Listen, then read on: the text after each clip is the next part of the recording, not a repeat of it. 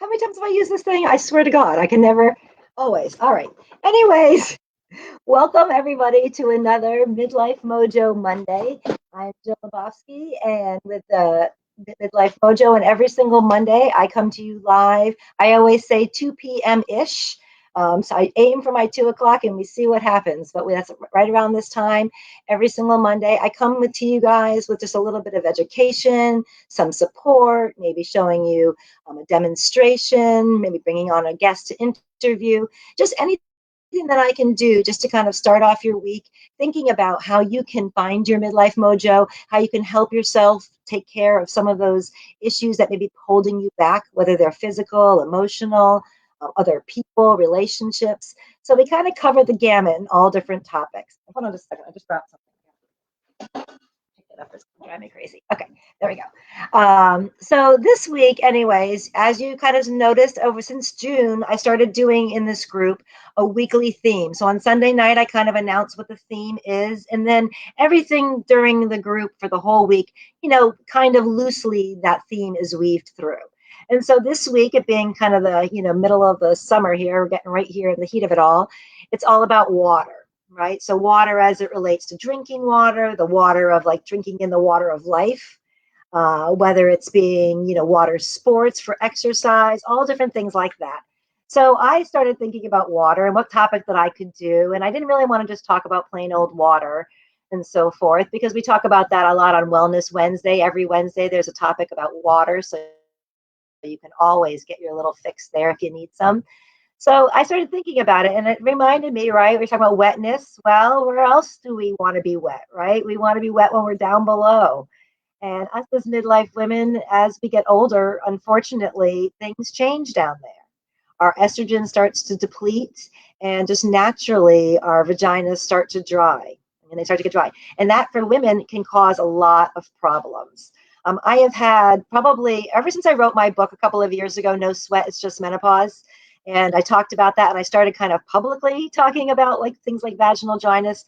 It's been amazing to me how many women have written me, just asking me, what they can do because sex is painful for them. They love their husbands, their libidos are even there. For a lot of women, it's not, but even though it's there, it's just that sex itself is very, very painful.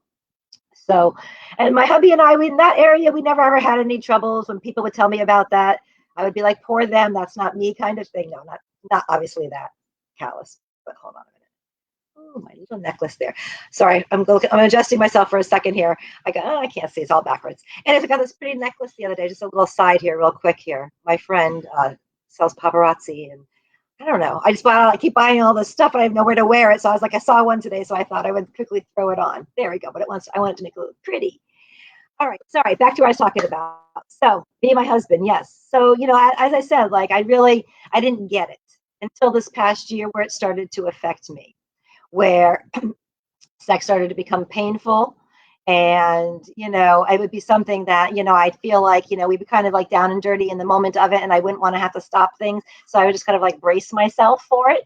But like that would also mentally be kind of derailing and kind of take you out of the moment if you're kind of clenching and, ready for it and so forth. But and so I knew that it was going to kind of come a time that, I was going to have some kind of conversation with him, no matter how awkward that it might have been. Because, you know, he, things like foreplay and so forth, that's an area he's not shy in. So I knew I needed something more than that.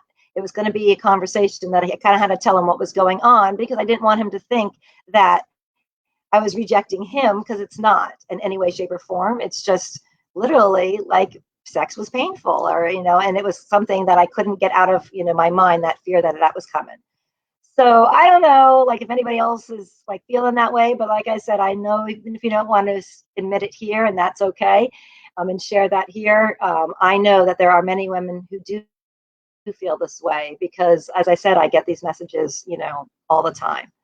And I don't know about you, but this topic was not a topic in school, health class, topic in the household, mom, grandma, really not a topic with my friends.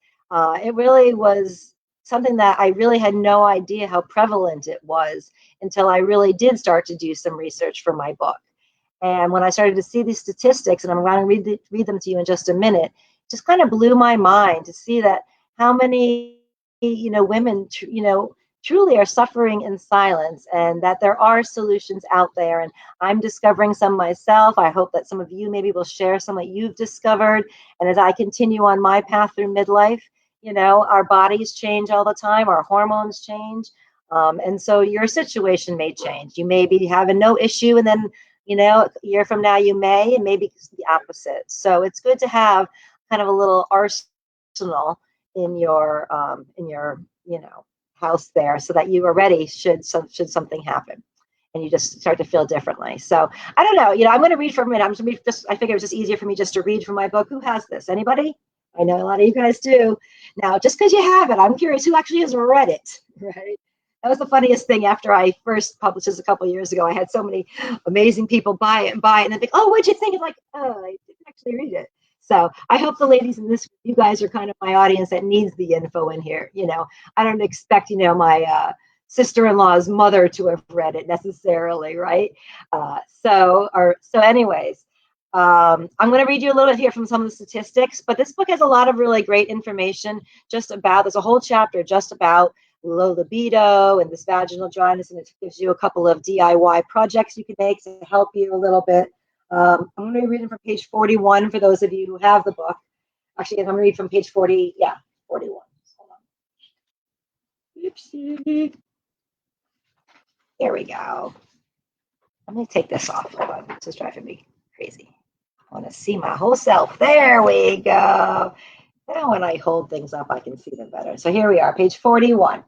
So I talk about the largest survey of U.S. women, Revive, Real Women's Views of Treatment Options for Menopausal Vaginal Changes, included 3,046 women with symptoms of vaginal dryness. And it revealed the following, that 85% of partnered women had some loss of intimacy.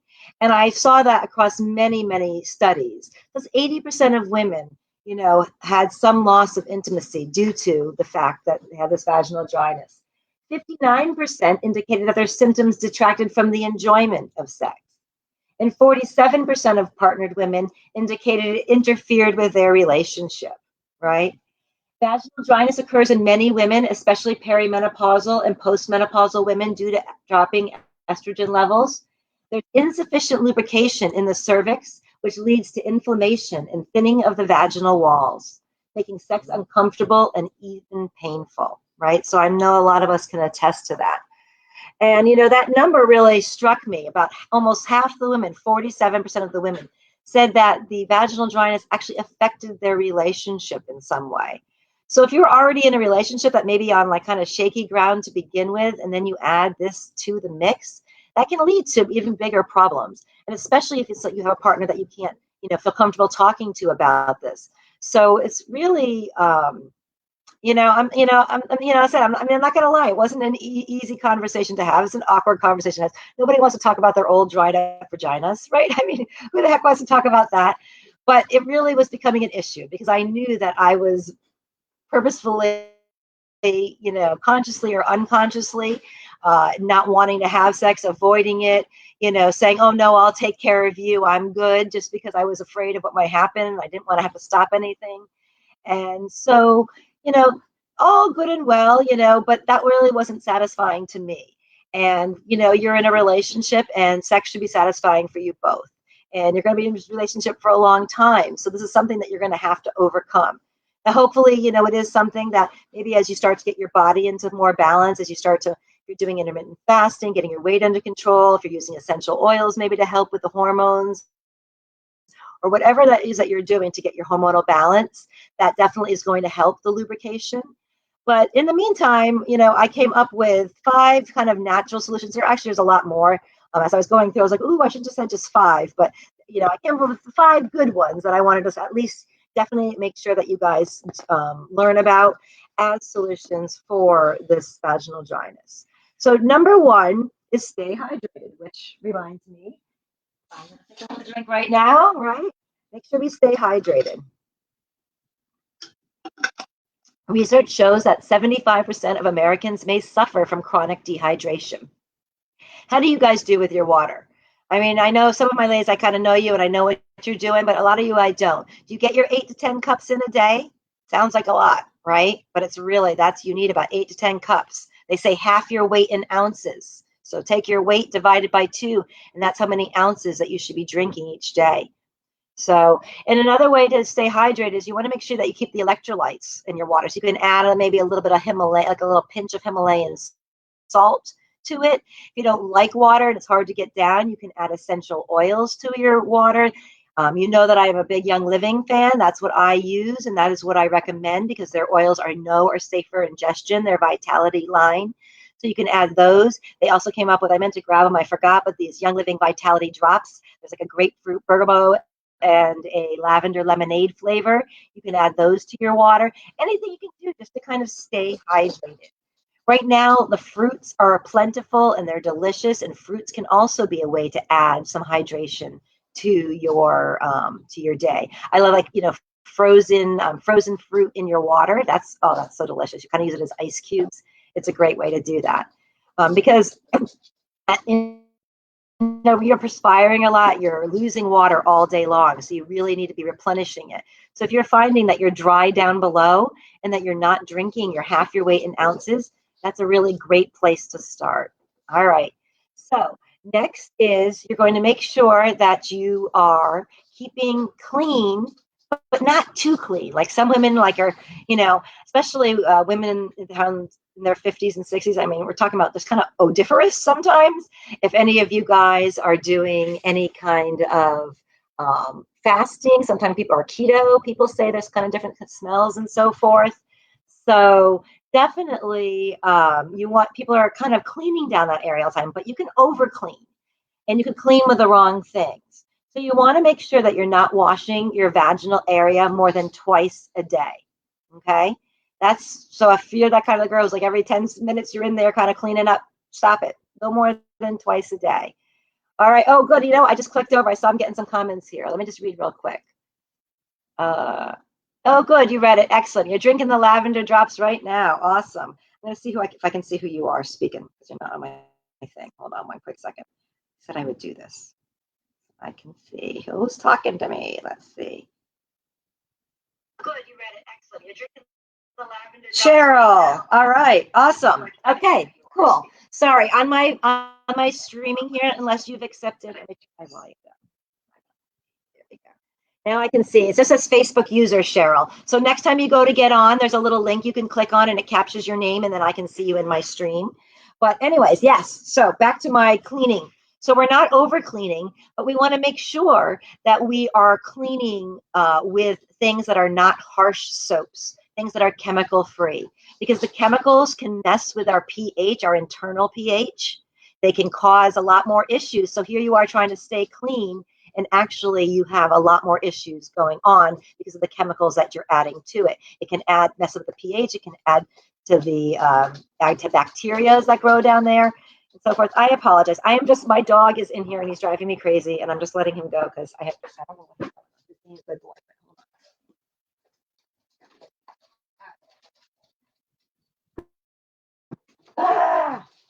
Okay. Never bring him in here, but hold on. You guys can't hear me if I don't have my earphones on. I never bring him in here when I'm doing these, and I let him in here today because he was being such a good boy, and then all of a sudden he got up and was walking around and nudging me and driving me crazy.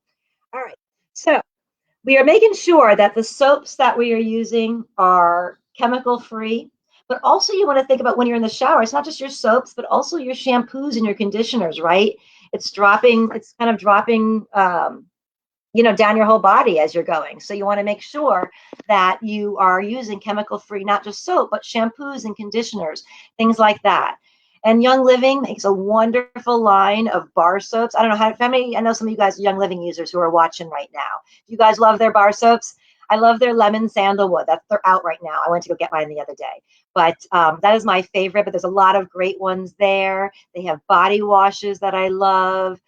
Shampoos, conditioners, and just knowing that when I'm using those, I'm not nervous. I know that I'm using something that's good for my skin. So if you are a Young Living member and you haven't checked those out yet, then I would definitely, start to kind of, Young Living isn't just a essential oils company for those who don't know anything about Young Living and just know that they do oils. They also are a whole health company, and they sell products for all areas of our body. And the biggest thing is that everything is toxic free. So I just know that getting whatever I get from them, I know I'm good. So if you haven't dabbled into the soaps and the conditioners, I would definitely do that. And if you are somebody who isn't a part of Young Living yet, when I'm talking about Young Living and want to try anything, get in touch with me afterwards and I'd be happy to share, because this is a really big thing. I mean, people think, oh, my soap, oh, my this. Like if you read my book or you just do your own research, like at the core base of really so much of our difficulties as women over 50 come from this hormonal imbalance that, yes, comes from this natural aging process, this estrogen depletion, but is so exacerbated by the chemicals in our environment and that we're just, unknowingly putting on our body. And just by changing that fact alone, in not cleaning yourself so much and hydrating and drinking, just those two little small simple changes could change your whole sex life. It certainly is worth a shot. I mean, would you agree? I mean, definitely. So, yeah. Oh, yes. Cheryl said hello. Yes. Valor and charcoal. I love the charcoal too. I love it for my face. I also love the charcoal soap for underneath my arms or any area. I even use it in my kind of the outside of my vaginal area. I don't use it down below, but just kind of in the creases, like where my hip is, because I sit a lot outside and it gets sweaty there. And so I just feel like it just kind of cleans that whole general area and under my arms really good. One of the ladies in this group gave me that suggestion once. I was having some rashes under my arms. She suggested using the charcoal soap in those places as well. So yes, definitely. You also want to avoid douching. I don't know if anybody is douching, something I don't do, but if it is something you want to, kind of avoid doing it, because that can really lead to vaginal dryness. Again, we are in the society of cleanliness. Everything has to be so clean and pristine and so forth. And we're in doing so, we're washing away nature's ability to take care of itself and a body in hormonal balance typically will be odor free, will be lubricating well, it will be the ideal that we want. And it is hard in this society to be 100% chemical free and so forth, but we certainly can control what we can control and start there. All right, soapbox over. I could go off on that topic for hours. I think you guys know that. All right, so speaking of kind of chemical stuff, we're not talking about just soaps and that thing. It's also about our lubricants, right? This one was definitely eye-opening to me, something I never even thought about. And it's just like a natural lubricant is an easy way in the heat of the moment to fix things. So, right? So the water and things like that, that's going to be over time. That's going to help as we stay more hydrated. But, you're right in the heat of the moment and you need something right now. So using some kind of natural lubricant can be really, really helpful. You can use it on the outside, and you can also either have him help you or you yourself prior to do some kind of internal massage. People just avoid those things that you buy, at the grocery store or even at those sex toys parties. And I apologize if anybody said that is one of your businesses. Your toys, I'm sure, are wonderful. But I personally, was at one of those parties and I, wanted to buy something. So, because I hate going there and not buying anything. And so I bought the vegan lubricant there and then kind of thought, well, I'll do a little research, and came home and looked at it and what was in it. And there was still a lot of things in it that, were definitely things I did not want to put up, definitely not in my body. So just, like anything, just be a label reader. But you can just use household items like coconut oil and olive oil, right in your kitchen. You can have one jar in your kitchen of coconut oil and one jar by your bed. That's just something my husband and I used for years, even before I even knew about that. I don't know why. It was just kind of a natural, maybe I had read about it, go-to we used. But what else? But you can also add essential oils to those lubricants. Some essential oils kind of help with, kind of getting you aroused a little bit. They help with your mood, things like that. So you can add them to the coconut oil or the olive oil and use them as a natural lubricant. Now, I say that with a caveat. If you're going to be using the oils now, you're going to be diluting them in the fat-based, coconut and olive oils, so you can probably feel more comfortable. But if you have sense, I would still go slowly. Don't put it all over yourself. Like, make sure that things feel okay and give it a shot, and make sure that the oils don't interact with areas of your body you don't want them to interact with. But should they, for some reason, get a little hot or does not feel uncomfortable, grab some more of coconut oil, plain, or olive oil, whatever you got plain, and put it on that area, and it will dilute it more, and so forth. So yes. What else do I want to say about that? Oh, yes. My husband and I, this is what we like. Sensation. Who uses sensation? Right? Does anybody use this as, I use massage oil, sensation massage oil, use it as lubricant. It's just easy. It's convenient. A little quick little couple little pumps. It's so fun, easy to use, smells delicious. It's mixed with a Sensation, Young Living Sensation blend, which has got like Lang Lang, which I just love, and some other really yummy oils. It does have, though, I always like to tell people, if you've got any kind of tree allergy, there is almond oil in here, so do not use this, okay? Definitely not. This is for being a label reader, even when you're talking about natural products, comes in handy. There just may be something in there that is, just because it's natural doesn't necessarily always mean it's good for you. So I just want to make sure to say that as well. Hey, Marie, I see you there. Lois, I saw your comment. I don't know why it's not working for you. I don't know. I called them up. That's the only, because somebody said that last week too, and that's the only one. So Barbara, you can use it during sex. I do. As I said, just go at, you check things out and see how it works for you. That isn't something that says probably on the label, but it is a massage oil. And so I use it to massage all parts of my body. Okay.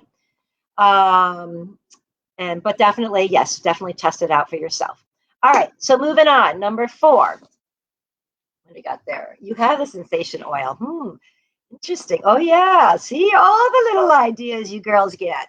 Excellent. All right. This is one of my favorite topics I could talk about. All right. I am going to do soon another webinar just on the topic of sex and essential oils and all this kind of good stuff. Just one big webinar for you guys. I'm working on it. I got a lot of things in my works. So next is number 4 is supplements. So who here takes any kind of supplements to help support their hormonal balance? Young Living has some great ones, right? Or using any kind of the oils, right? So there are supplements that have ingredients that can support your vaginal lubrication even, right? And can support a healthy libido. So you can boost your lubrication with beta carotene, vitamin A's and B's, especially B4, B5, and B12. So it's the vegetarians that don't get their B12, right? Or vegans, right? So you want to make sure that you're getting your B12. That might be if you're somebody who's plant-based, make sure that you're getting enough B12. Also, things like black cohosh and wild yam. Those are really great things that also can help with vaginal lubrication. And many of Young Living's supplements for women, as well as their oils, include black cohosh, include wild yam, include other oils that have phytoestrogens like clary sage that is known to help with lubrication. You can take the clary sage and mix it up and put it on your body. You can put some in capsules with some olive oil or coconut oil, just a couple of drops, and take it internally. But it's really, clary sage is a great way to help, kind of help from the inside out. Progestins Plus is another great essential oil I always recommend for the hormonal balance, and that has the wild yam in it. Also, here's, might as well, since I put them out here, there's the Progestins Plus, there's the clary sage. So these are 2 great ones to use. And then another supplement I just bought, I haven't even broken the seal yet, is the Femigen. Can you see that? There we go, Femigen, right there. So I was doing some reading on this recently, and it said that it was really good for helping for helping issues in the bedroom. And so I really wanted to give it a shot. And that has the wild yam. It also has something called Damiana and Mura Pupiana, I think is the way you pronounce it. And I'm coming out with an ebook in just a couple of weeks, and I talk about those things, those other herbs like Damiana and this Mura Pupiana and this Femigen. I was doing the research on that, and then I was seeing, well, if there are any Young Living supplements that have these herbs in them that I was reading about that help in that area. And then I was shocked. Femigen had 4 of the herbs that I was reading about in there. I was like, dang, I gotta get me some Femigen. So if you don't have Femigen, definitely give that one a try too. And if you're not a Young Living member and you want to become a Young Living member, so you can try these, I'm happy to help you. Or if you just want to try them and not become a member, I certainly am able to help you in that area as well. So a decrease in, or sorry, so the phytoestrogens, those are kind of like wild yam and things like that. Those are called phytoestrogens. The things in the clary sage, those are phytoestrogens or plant-based estrogens. They sort of work like estrogen in our bodies. That's why they can help us in so many areas. Well, also foods are phytoestrogens. And so as I just said, I'm coming out with my new book. I got to look at the title because it's so long. Every time I say it like mix it up. It's called Sizzling Sex Starts in the Kitchen. How foods can transform your lovemaking from middle-aged mediocre missionary to sensual and stimulating between the sheets. Told you, a mouthful. Easy to read, hard to remember all of it. But it was such I was looking forward to researching this topic. It's one I've been really wanting to research for a long time, how foods can really help us in the area of our sex lives. And it was just eye-opening. So I wrote a whole ebook. It's coming out soon. I'm going to share with you guys. But these phytoestrogens, these fruit that come from our fruits and our veggies, can really help with your circulation. They can help with so things be moving, their blood flow, his performance, his endurance. They really can help both of you in the bedroom. And unfortunately, a lot of midlife couples really do suffer, on both of their ends. Both men and women have their own set of difficulties. And so, just the fact that our foods could be, number one, hurting us, and number two, there are foods that can help us, has just been so eye-opening. I just can't wait to shed some more light on this for you guys. But just know right now, fruits and veggies, certain ones can really be very helpful in this area. Also, your omega-3 fatty acids, they can be really helpful as well. So there are supplements you can take to take it, but you can also get your omega-3s through food, through things like sardines or your pumpkin seeds. What else do I have? Your tuna, your sunflower seeds, sesame seeds, all those kind of things are chock full of the omega-3s as well. And those also can help. They help lubricate the joints. So, right, they can also, they can help lubricate our vaginas as well. So, yeah, I look for that book. I'm really excited. There's a lot of cool little tidbits in there to tell you about. So, I think that is it. Let me read some of your comments here. I got carried away and I wasn't reading. Let me read what some of you guys wrote here for a second. Questions. Yes, the Progestins Plus, you use Progestins Clary Sage, you use the Femigen. Yeah, there are a lot of others. You can use Clary Sage. There's a lot of blends like Sclerescence, Lady Sclerol that Young Living has essential oils that have that in it. There's a lot of other supplements, Endogize, and some PD8020. So there's a lot of things that we can do. And so I always like to tell people, like, that's why I am always learning things. I'm reading Marie. Now, Marie, I know you're not in Young Living. As far as I know, you don't do Young Living. So someone told you about horny goatweed and you tried it. Surprisingly, it relieved your vaginal dryness. Horny goatweed on my list to research and maybe try then. All right. Thank you. I love this groups, right? I love this group because we can help each other with suggestions. I'd be lying if I said I knew it all, right? How can I know it all? I can't. There's things being discovered all the time. I learning things all the time. Young Living has so many products just in terms of Young Living to try.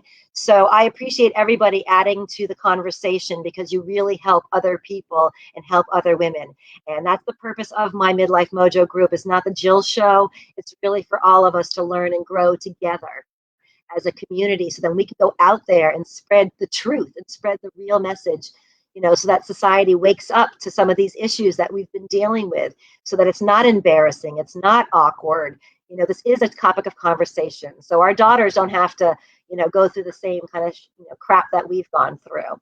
So and then there's just like one bonus, there's the 5 natural ways. Let's quickly review them. There was the hydration, the avoiding our chemicals, like in our soaps and our conditioners and our shampoos, are using natural lubricants, we're using supplements, and then essential oils, and then we're using certain foods to help us with our natural hydration. But then there's just one bonus way that we all can get into, we can all enjoy, and you can do it right away. And that is, to increase your wetness, is adding some extended foreplay. right? So I think maybe when we were younger, we could do the wham bam, thank you, ma'ams. We could just kind of jump right into it. But that ain't me anymore. It kind of bums me out, quite honestly. I didn't mind those kind of stages sometimes, but it's just not the way where I'm at the moment.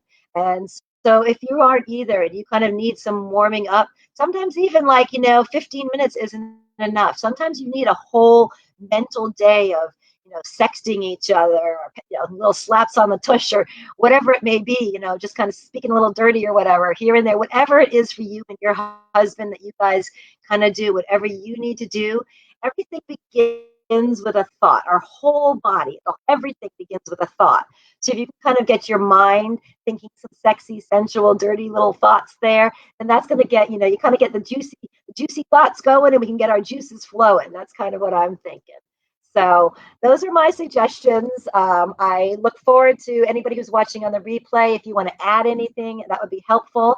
And for those of you who are watching, who are interested in purchasing my food and sex book that's coming out, just put a little like, I want mine, or something, a little like wave or something, so I know, and I'll add you to a list. And I'm going to send out a special email to those who let me know that they were really interested, with a little special pre-sale offer for you guys. So just let me know if you're interested. And I was going to do it as my release on July 14th, which is National Nude Day, but I kind of came up with a couple ideas last night that I might want to add, so it may extend the release date just a week.